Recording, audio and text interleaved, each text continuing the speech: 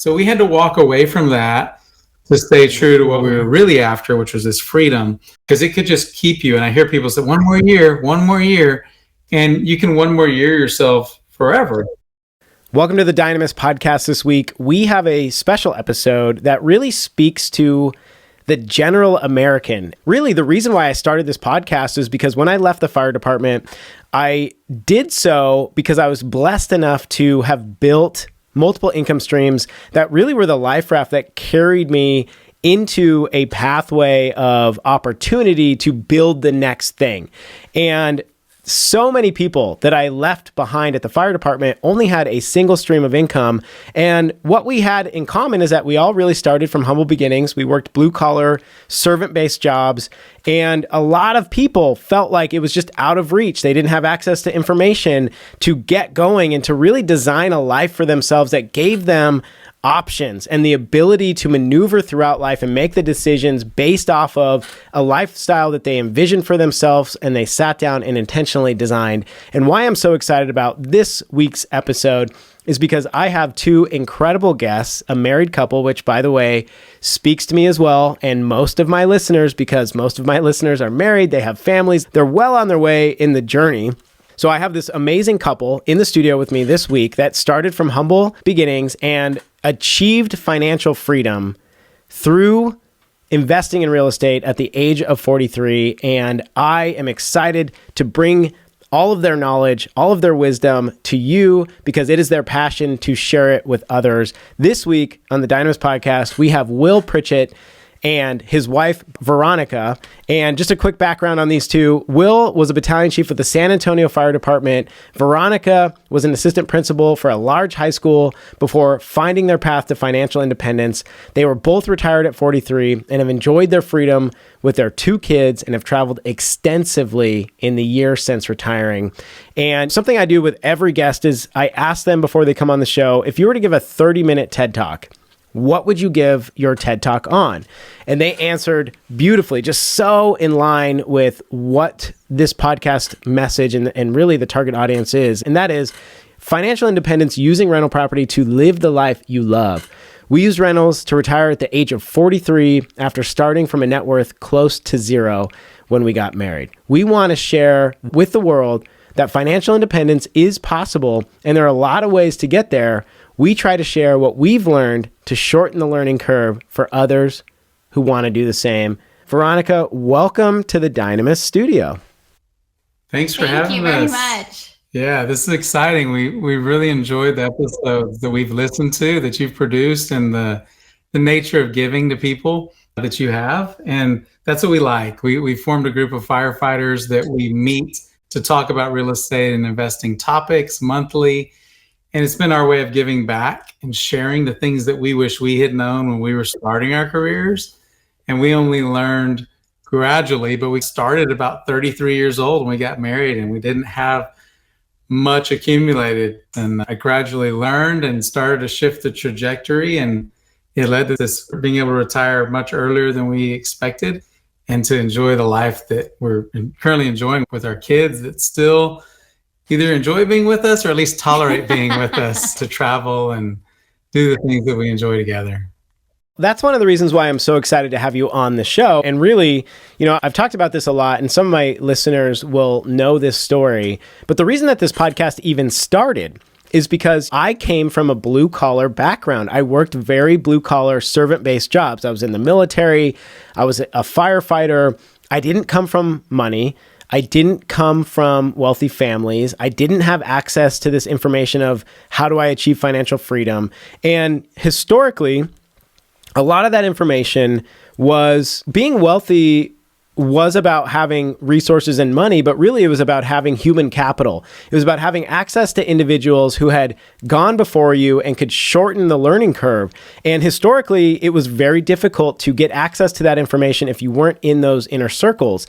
But now we live in a world where technology, modern technology, has really brought those conversations to the forefront of everybody's capability of unlocking. And social media, you and I, we've talked about this before.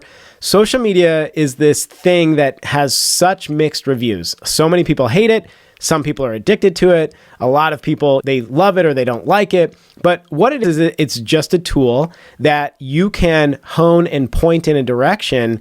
And when you point in a direction, it can really become weaponized, and you can use that weapon for good. And if what you're weaponizing it for is to gain access to information to better your life, to better your understanding, to understand finance, to learn tactics and strategies to invest and achieve financial freedom, it can be a really powerful thing. And when I left the fire department, a lot of my friends didn't have multiple streams of income, and they had no optionality to choose a lifestyle that they were led to live.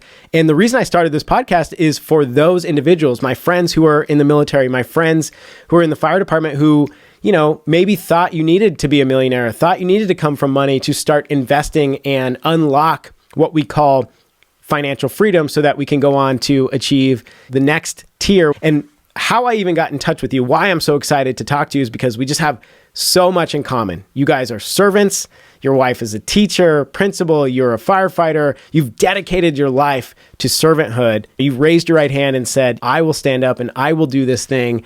And you've devoted that servant-based leadership from serving the community to now serving your fellow peers and providing them a means to get this access to information and really send them off on their journey to their own financial independence. And so when I found out what you guys were doing, when your name came up, that you came from the fire community and you had started this lending club and you guys were helping each other get deals going, I was just so excited to have you in the studio. And this is a conversation that I've been waiting a long time to have. And I think the audience is really going to benefit from all your nuggets of wisdom that we're going to unlock today.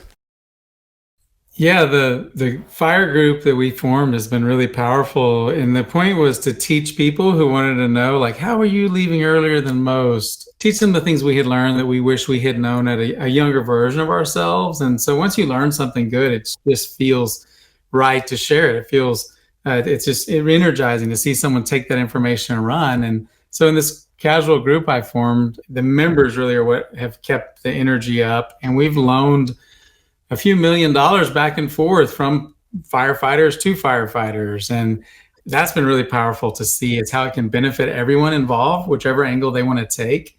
So yeah, we just love sharing the story wherever we can. Who knows, few people will take it and run with it. Some people will look at it and say, no, it's not for me. And that's cool too. But there are options available for those that want to go after it. And you do not have to start from money. Neither one of us came from money, and we got to about 33 and didn't have really anything. We had established careers, but we hadn't accumulated any wealth. We didn't network calculations, but pretty close to zero at 33. And by 43, we were financially independent. So if we can do that in 10 years with no financial means, I don't think there's many excuses out there that exist. Veronica was so critical in this. She left before I did, about 6 years ago. To no fanfare, no retirement parties. She opted to stay home so she could run our business, grow our business, and more importantly, grow our children and be there for them while I continue to work. We lived by the means of one W-2 and just reinvested everything from the business. So it was a mix of frugality and growth. I would lean towards the frugality and Veronica leaned towards growth. And together we found balance, and really happy where we are now and excited about where we might go from here. You hit on something that I really want to dig into before we get into your club. Actually, a couple things, but we'll start with this one. You mentioned that you hit financial independence at 43, and it allowed you to step away from your W-2s and pursue the next thing. I know financial independence has a variety of definitions and meanings and interpretations. What did financial independence mean to you guys in particular? So it meant that we could cover all of our living expenses and all of the discretionary buckets that we like to call. So we have a pretty detailed budget to include travel and kids' activities and horses. We have all of these discretionary buckets aside from our regular bills that we have. And so once we cover all of that with passive income to where we didn't have to touch the principal, it was all just what these rental properties were producing. And then Will retired at 20 years. So he does have a pension from the fire department, but he retired early. And that was only possible because we have the real estate to be able to supplement that. So once we were able to meet all of the bucket bills and then be able to still continue to invest, then it was, okay, we can do this. So that's what we consider financial independence. We didn't want to exit and then just be stressed about, oh my gosh, we can't travel or limit the kids' activities. We didn't want to be in that situation. So the way I look at it is everyone needs active income. Unless you come from generational wealth or a trust fund baby, everyone needs active income. So that could be in the real estate space, right? That's flipping or wholesaling, other ways to produce that active income. So for us, we decided that Will's W-2 would be our active income. That's what we would use to budget and live off of. So everything that we were doing outside of that, by growing our rental portfolio, all of that was reinvested into grow to where we would have enough cash flow from our rentals. I love how you guys allocated one income as we're going to use this as our budgeting, right? This is the money that we have to live off of for our discretionary buckets, for our bills, and everything above that. You're going to be really disciplined and you're prudent and you're playing the long game and you're going to reinvest those dividends back into your business so that it can continue to compound and grow. And for you, something that I really like that you included in what is the definition of financial independence, it wasn't just your basic bills. It wasn't just your mortgage, your groceries. It was these discretionary spending buckets to where your lifestyle wasn't drastically altered. Now, I'm sure you had to make some upfront sacrifices to get there, right? Listen to this if you were a firefighter, because I know as soon as you graduate the fire academy, if you're not a firefighter, this still applies to you. But here's the typical trajectory of firefighters, okay? They work really hard to get this job. Takes them a long time to get it. They test and they interview and they test and they finally get this job, finally. And they make it through academy. They get to their department and what do? They're like, I don't want this crappy car anymore. What's everybody else driving? They're driving these cool trucks and they're lifted up. And then maybe they'll buy a dirt bike. And then before you know it, they have a camper. And when you ask them very simple questions, like, okay, how much are you saving every month? Are you investing? Are you contributing to your retirement? Do you own your home? What are you paying for all of this on? What are the interest rates on all these things? Most of them have no idea and they just want to enjoy the fruits because, look, firefighting's a great job. You have lots of time off. It's pretty good money for a blue collar trades job. It could be a 6-figure income. And so many people buy toys because it's the culture instead of being prudent and delaying those purchases until all of their discretionary income buckets are paid for through assets instead of just becoming liabilities. And so I love that you talked about those discretionary budgets, having a really detailed budget and making sure that those were covered by your assets before making that leap. And that's what financial independence is, because I think a lot of people maybe get nervous about, okay, yeah, our mortgage is covered and our basic needs are covered, but what if we want to go on vacation? And what if all of these things? And I think to have that really defined up front clarity is the key to success in execution. You're absolutely right. I love what you're saying. We talk about this all the time. So I think when we realized that this was even a possibility with rental properties, that was not on the horizon. That was not a goal.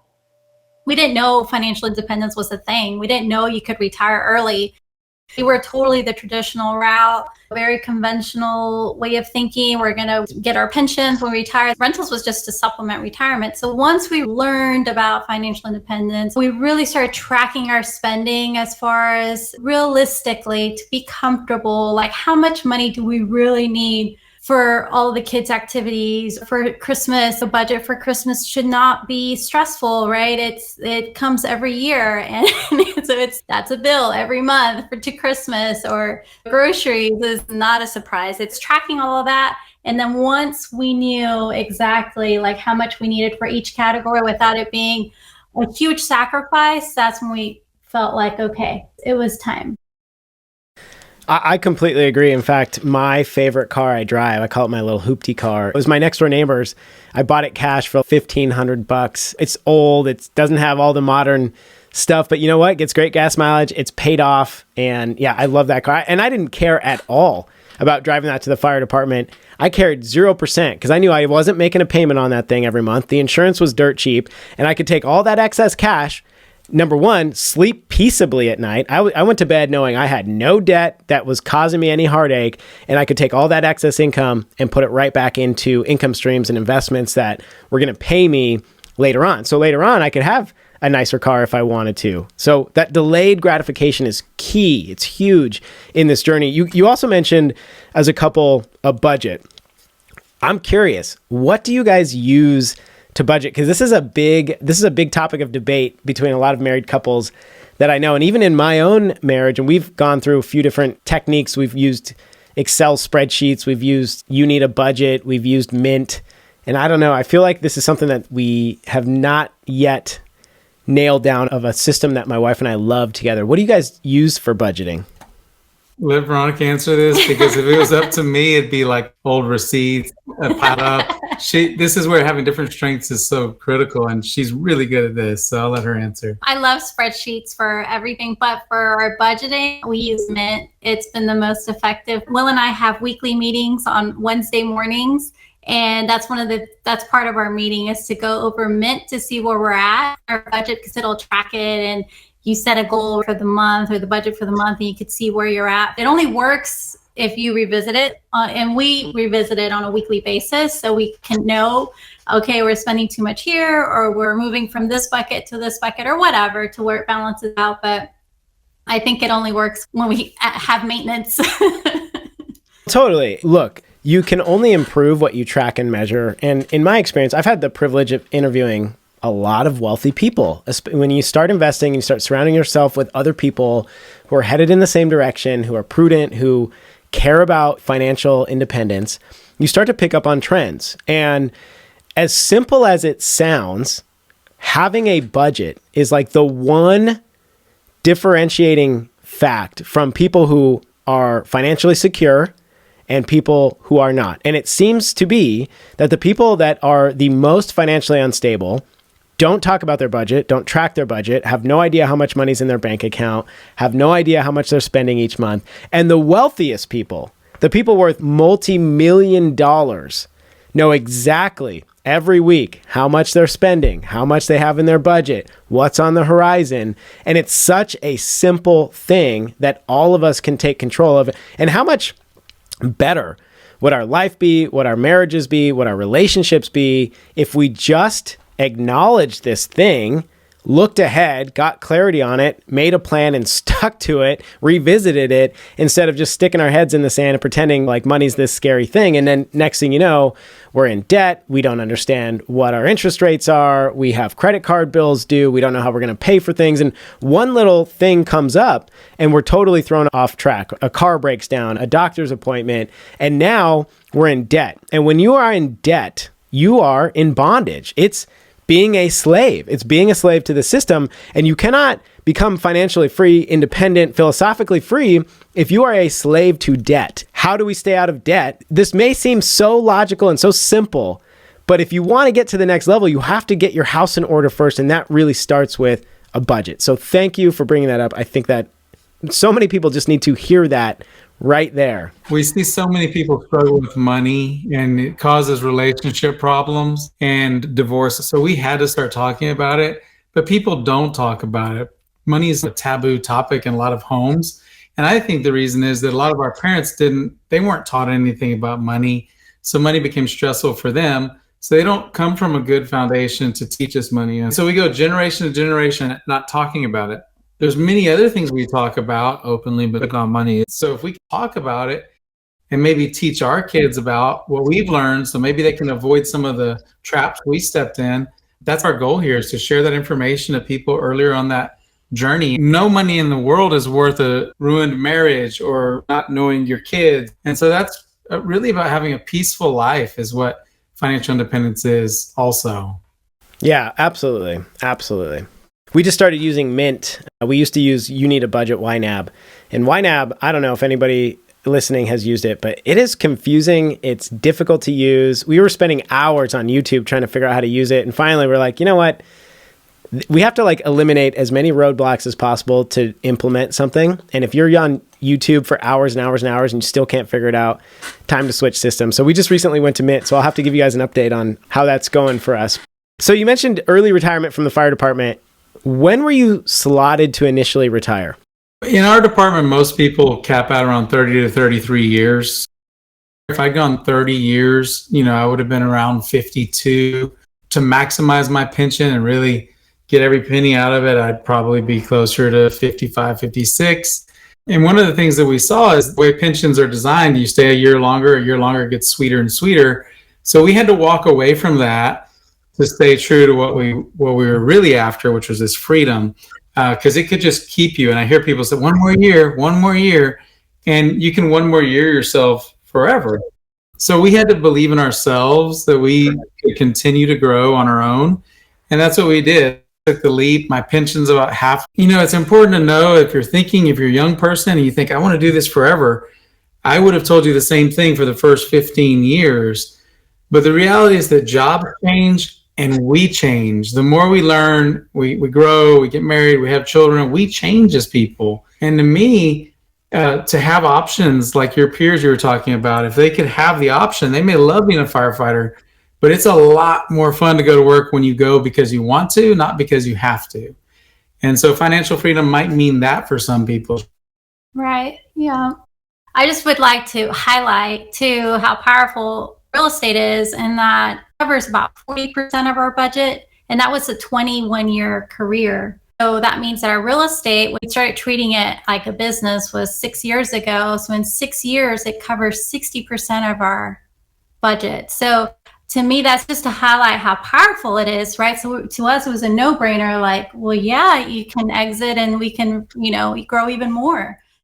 Yeah. I wasn't a firefighter as long as you. I know we're dwelling on this topic, but it's just something that we have in common. And so, how often do I get to talk to firefighters that retired because they reached financial independence? And so if you're listening and you're like, man, this is not ringing my bell, I'm sorry, because we're going to talk about what I really wanted them on for, is to talk about this internal little club that he started, that they're lending to each other to support each other in deal flow.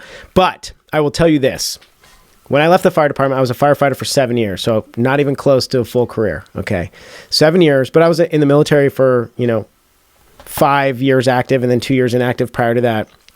I have, in my adult life, never felt so healthy, so good, having sleep at night, being present, for my daughter's soccer games or my son's football games, or I know I'm home every Christmas. I don't have to try to trade or, bid for vacation. I just know I'm home. And if I want to do something, I can do it. I'm in charge. I get to, move my schedule how I see fit, and having that optionality. And I loved every minute of being on that job and serving and going. Who doesn't love going to fires? I mean, come on.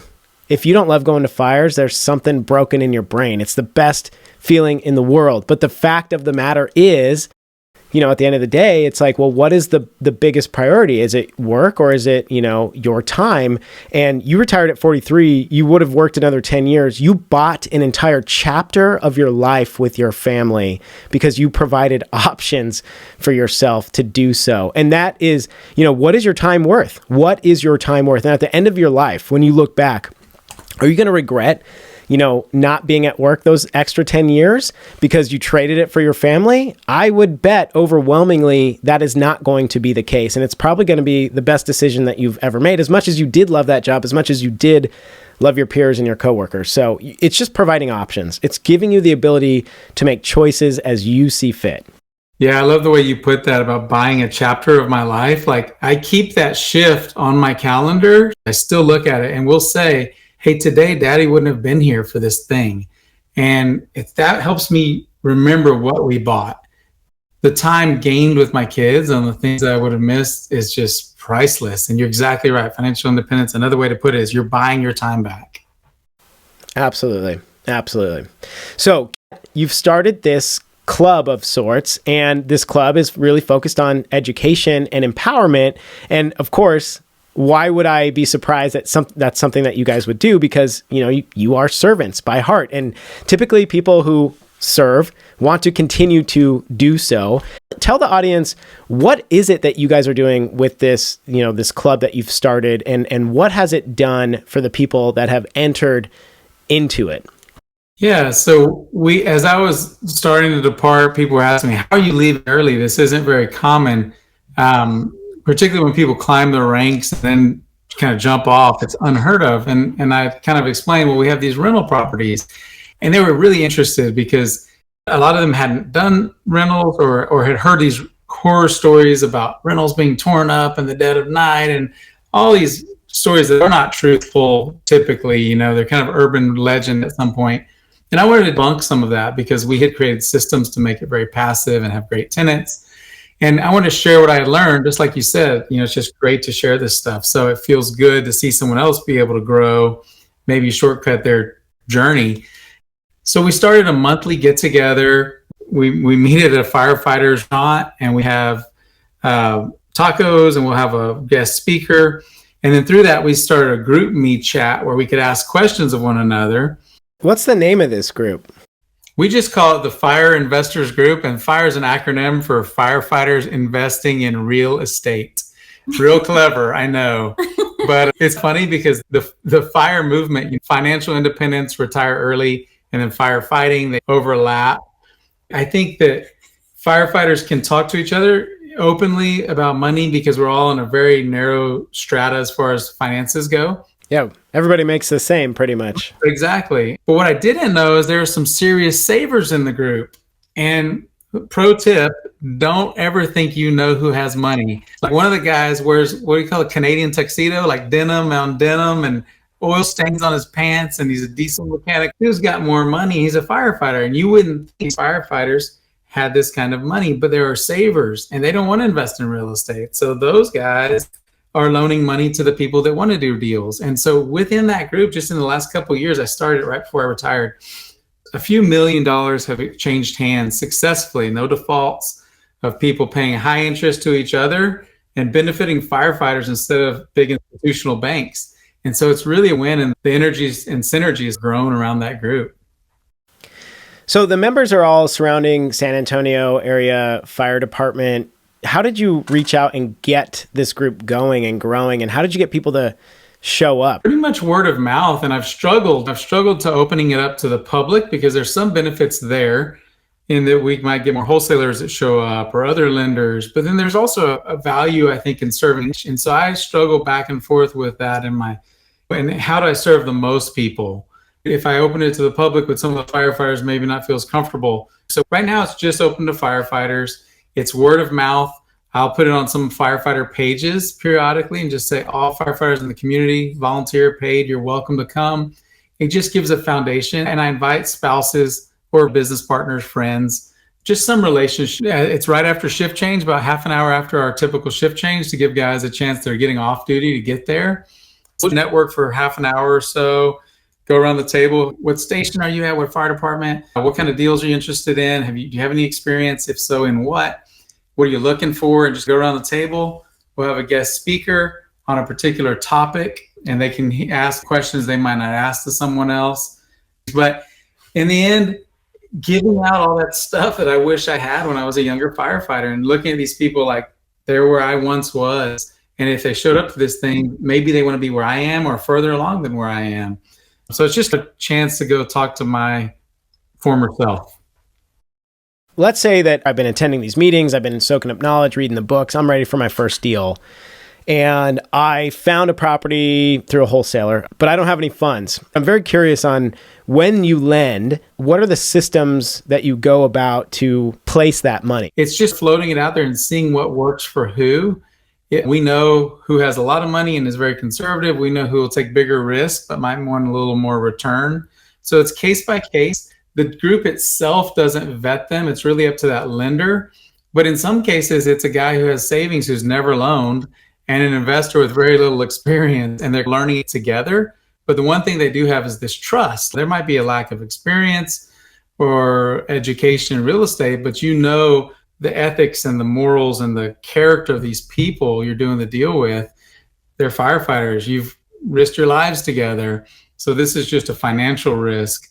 And it's worked so far 100% without default. And typical terms are often like 10% interest, 11%, 12%, something like that. Maybe a first and second position lien, up to about 12 months. And private money is what we found to grow our business. And it has been critical to our business. So as we got more and more lenders, we would start connecting them with people who had deals. And it's been a great way to be a connector between the two. Yeah, and there's also some firefighter lenders that want to be completely hands off, or they don't want to set the time aside to underwrite the deal. And Will's been able to grow this group, so he's earned their trust, whether they'll just partner with us and we will underwrite the deal and partner with them. And so that's been really nice too. Are there any origination points up front? Some aren't. Typically, if we're involved, we're going to want some origination points, because what we have found is that there's a amount of work going into underwriting it. So 10% return's okay, but as interest rates have increased in other asset classes, other places to put your money with less risk and no work, to be worth the time to put the deal together, there's usually going to be a couple of origination points, but not a lot of junk fees and that kind of thing. We try to keep it as cheap as possible. And I encourage people to develop their own lenders. We have some lenders that would rather lend for multiple years and take a lower interest rate just to set it and forget it. So we've got some lenders that like longer than a year, some that want shorter. What about drafting loan docs? How are you guys drafting up the lender's instructions and the loan docs? Did you find an attorney that does this for you? Are you just using general templates? No, we have an attorney. I don't feel comfortable with that amount of money that maybe I missed something on just using a boilerplate. So that is charged to the borrower, but it's paid directly from the borrower to the attorney. We're not profiting off that. And that's to protect them and to protect us. So that's the way we've done the papering of the deal. We've got a great title company that we really like, that we work with whenever we can, when we get to pick the title company. I love what you're doing so much because it hits so many topics. It's helping people get to the next level. You have a community of people with a high amount of trust that are lending to each other. And you're targeting a community that you know, that you like, that you trust. And I'm thinking right now, my focus is really broad on who I'm targeting. And listening to you guys, it's really inspiring me to take a step back and think about maybe narrowing it back down to the community that I really intimately know. And that's just blue collar trades workers, firefighters, police officers, and military. I have a huge military community here. And as a veteran and as a former firefighter, these are all my friends. And doing what you're doing is sounding really appealing to me. And so I can imagine that we're probably going to end up having follow-up conversations, because I think you have given me a little bit of inspiration this morning. And I'm really excited to continue this conversation because there's so much potential, and the value, the symbiotic value of helping one another within these clubs is huge. So really exciting. I know that we're about out of time, and I could probably ask you a million more questions about the lending side, but luckily I have your phone number so I can call you and ask you these questions.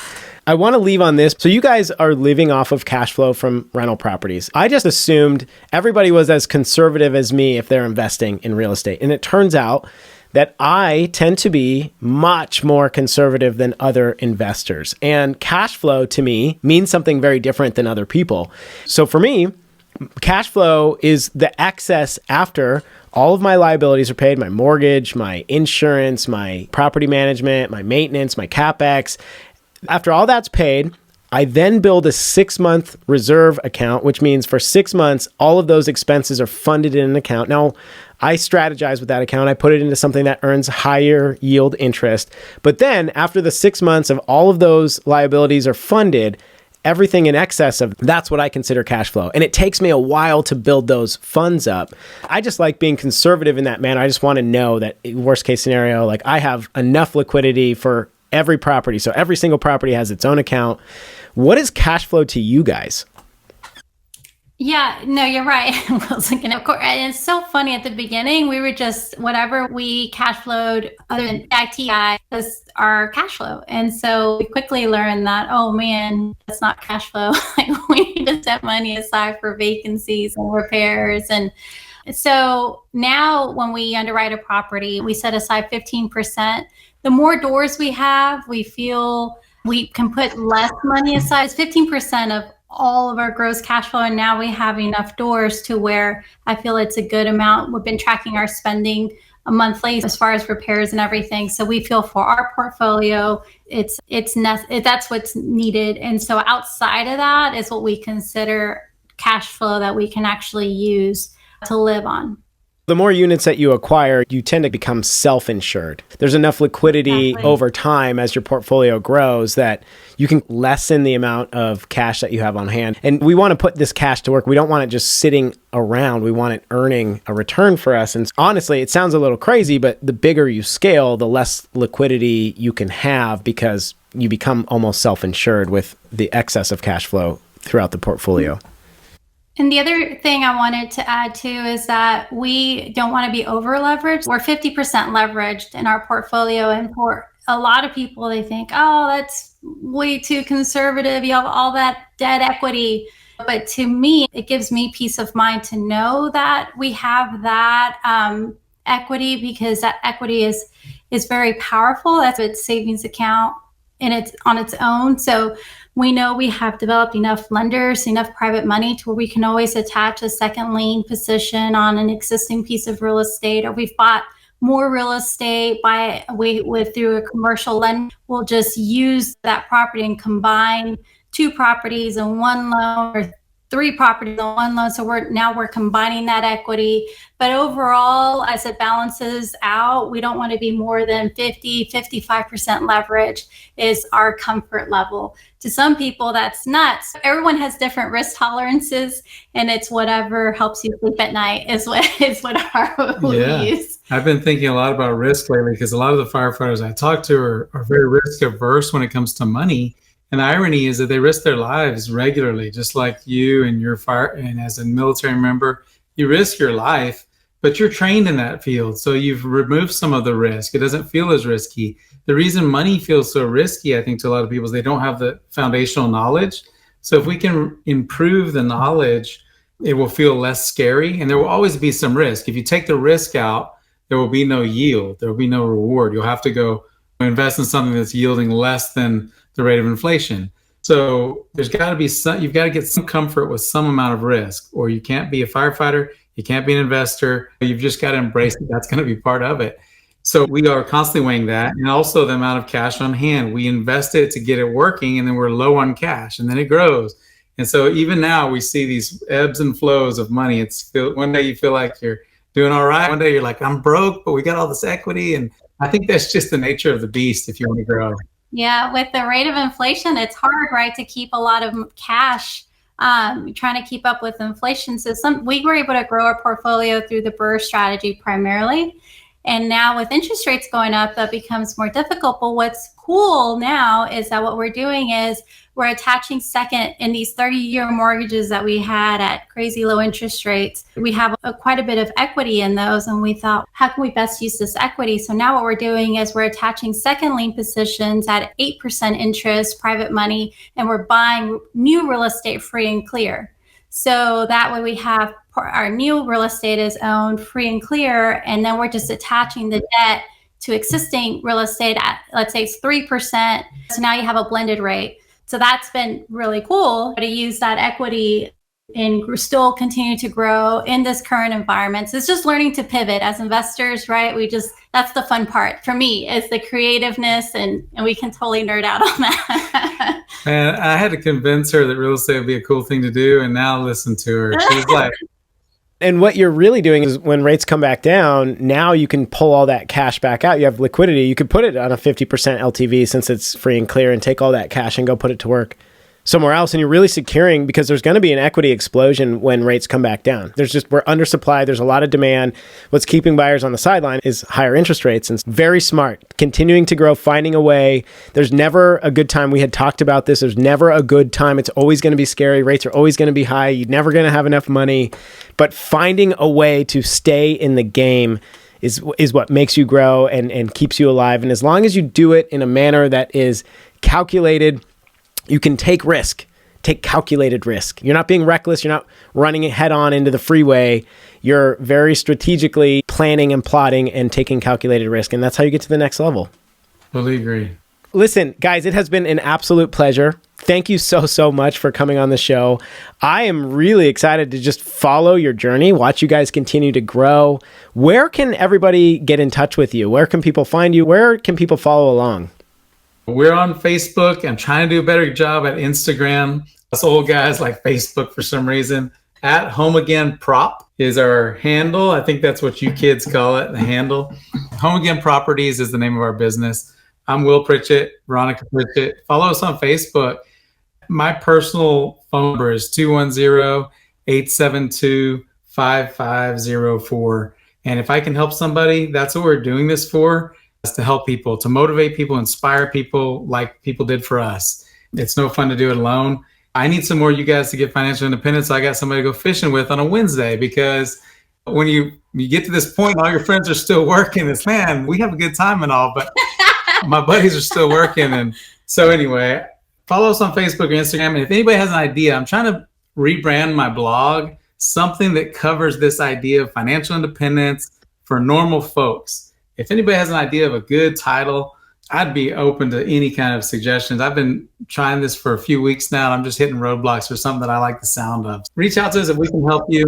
That's what we're here for. And thank you so much, Tim, for having us. Keep doing this. It's a service to people who get to hear it. Yes, thank you very much.